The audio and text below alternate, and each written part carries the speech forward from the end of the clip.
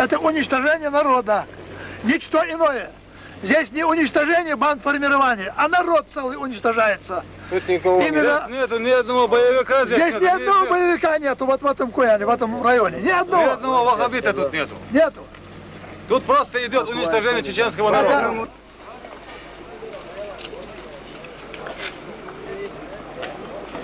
О, тоже кровь.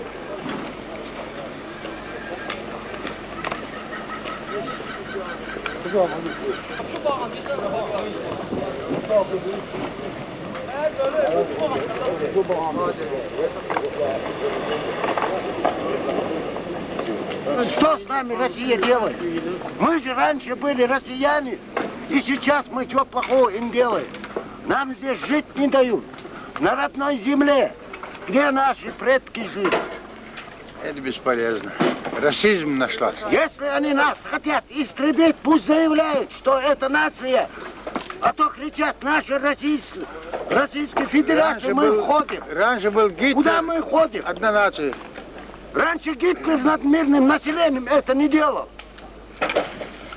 Что нам делать? Куда нам идти с родной земли?